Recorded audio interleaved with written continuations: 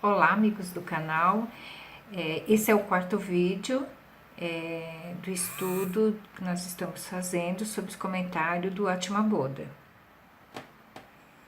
Nós paramos aqui na página 19. Talvez seja Plotino o único em apresentar algo associado à vivência consciente do absoluto. Plotino falava da razão pura como uma experiência magistral de contato com o eterno e o infinito. No entanto, têm sido numerosas controvérsias que têm levantado as expressões de incomensurabilidade por parte dos tradutores e estudiosos que, como se tem apontado, não possuem as experiências vividas e próximas ao que Plotino queria explicar, a experiência conhecida no Oriente como Nirvana ou Samadhi. Tá, então essa parte nós vimos. Assim, a razão pura de Plotino chega a confundir-se com a razão aristotélica, na qual se estabelece que a lógica acentuada, a lógica apsética, possui a qualidade de não se necessitar das experiências para se validar o que a razão pura determina. Assim, se mal interpretam, por exemplo, passagens na qual Plotino nos fala de como a percepção da beleza emerge através da pura razão, como se esta percepção fosse possível como consequência de algum tipo de raciocínio intelectual elevado. Os mundos da razão pura de Plotino, os mundos das realidades abstratas, requerem para sua análise de um nível singular de introspecção que permita detectar a natureza das verdades que animam estes mundos. A inquietude mental se apresenta como um equívoco para se alcançar essa possibilidade. Basta que, então, que a percepção esteja livre da quietude que impede a continuidade de uma análise interior para que o conhecimento resultante apareça de maneira natural e na forma de essencialidade do que as coisas na verdade são. Plotino foi discípulo de Amônio Saccas por mais de 10 anos e Amônio Saccas tinha os seus ensinamentos fundamentados nos Vedas. E para Plotino, quanto mais o indivíduo se interiorizava, se entregava ao silêncio na prática da meditação, da contemplação, mais a alma aproximava-se do estado de plenitude. E ele defendia a ideia que esse estado de quietude conduz a um estado de consciência de unidade. Ele acreditava que a prática da contemplação gera os estados de epifania, de insight, gera insights, samadhis, né? Que é quando a alma sintoniza, né, com o divino e o indivíduo ou jiva acessa diretamente o conhecimento verdadeiro. Ele diz que para que ocorra esse estado de forma natural, é necessário a quietude e introspecção. Quer dizer, para ele, esses estados alterados de consciência podem ser induzidos através da meditação e da contemplação, porque eles ocorrem de uma forma consciente, né? Ou seja, ocorre através do intelecto, que é onde, né, o indivíduo é consciente dos seus conhecimentos, bastando para isso praticar a meditação e a contemplação. As verdades que buscam expressar o Vedanta, verdades elevadas e profundas, que não são detectáveis por um processo meramente dialético, fazem parte dos mundos que emergem em uma autoobservação, carente de inquietude mental. São para essas pessoas capazes de indagar nesses mundos de forma estável, para quem foi configurado o Vedanta em geral e também o Atma Bodha em particular. Sem a necessidade de adentrarmos por hora nos estados superiores de consciência, aonde se é possível a experiência de Brahman como essência não dual da realidade, a prática meditativa ou Nididhyasana, que apresenta o Vedanta, nos aproxima às experiências que nos permitem equipar-nos com um mecanismo de indagação interior altamente eficaz. Bom, Nididhyasana é a prática que ajuda o Jiva a se desidentificar do seu corpo e da mente, essa noção errada do eu falso. Então, essa prática do Nididhyasana, ele conduz o Jiva ao reconhecimento do ser que ele é. Mas enquanto ele não se desidentifica do falso eu, o Jiva ele vai continuar sob o domínio de Maya, que é esse véu que encobre a sua natureza divina, fazendo com que o Jiva se sinta separado e insatisfeito.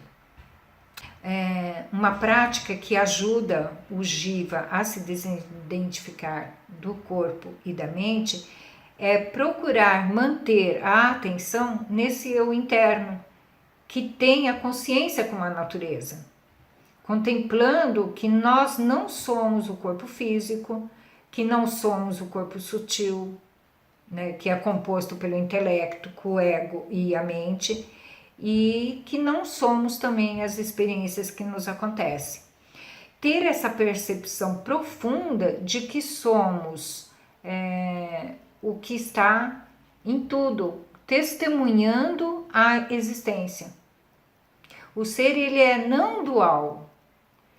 Portanto, quando se medita de forma livre das agitações, pensando sobre o que ele é, sobre o que o ser é e como ocorre essa conexão do ser com os três corpos, o sutil, o causal, o físico, observando que os objetos, né, e as experiências é o próprio Atma, que não existe tempo e nem espaço real que separa os objetos de experiência daquilo que você é. E aqui ele diz, né, que é um pouco difícil mesmo do indivíduo entender esse Atma, o ser, no início dos estudos. A inusitada estabilidade na percepção, a estranha consistência do vazio que ali se estabelece, a evidência de que se é possível conciliar de forma simultânea a condição de ser observador e objeto observado na cognição, né, ou seja, na percepção, é uma das realidades que assombram a quem se aprofunda na prática, inclusive nos níveis iniciais que fazem parte do estado de observação. Então é isso. Então, para quem está começando a estudar, pode ainda não compreender bem que quando percebemos algo, esse algo não está separado de nós. Ou seja, tudo que é percebido, ele ocorre na consciência, né? O observador e o que é observado não são separados do ser. O ser, ele sempre foi único. Mas porque Jiva se identifica com o corpo, com a mente, ele acredita que o que ele percebe está separado. E isso é o estado de dualidade. Mas o ser, ele é não dual. Então, quando sabemos disso, fica um pouco mais fácil de compreender o ser que somos. Acreditar que o observador é separado do objeto observado, e aqui eu não me refiro a objetos só, mas tudo que o Jiva percebe, que emoções, sentimentos, pensamentos, lembranças, enfim, se o indivíduo acredita que há algo separado daquilo que ele observa, pelo espaço ou pelo tempo, ele está sob o efeito da auto-ignorância, que é causada por Maya, que rege o universo de forma dualista. Então, o ser é o que percebe, é o conhecedor de sua própria existência. E isso acontece através do corpo sutil. Ele é refletido através do corpo sutil. Então, quem experiencia a experiência é o Jiva, através dos três corpos, o causal, o sutil e o físico, mas o ser que você é não depende do Jiva, não depende dos três corpos e não depende das experiências que acontecem ao Jiva. Porque o ser, o Atma, ele é a consciência do Jiva, com os seus três corpos, os seus estados emocionais, seus estados intelectuais, né? De discernir, de julgar, de analisar as suas emoções, estados de dor, né? De alegria, de prazer, de tristeza, enfim. Ele é testemunha também do corpo causal, que o corpo causal, ele causa no Jiva, devido à sua ignorância, essa identificação com os aspectos desses três corpos, né? Produzindo então o senso de limitação. Mas as limitações dos corpos não podem afetar o ser que você é, porque Atma é ilimitado.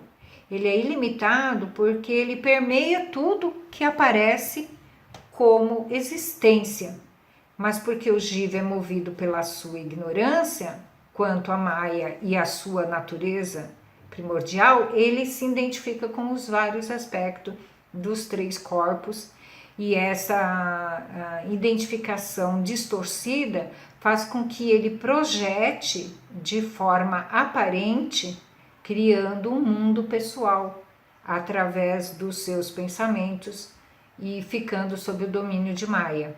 Enquanto ele não se tornar consciente de suas projeções errôneas, distorcidas, ele não poderá reconhecer o ser que ele é.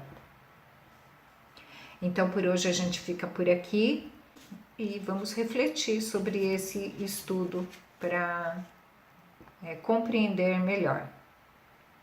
No próximo vídeo continuaremos aqui, daremos início ao Sloka 2. Agradeço a escuta atenta e bons estudos. Namastê.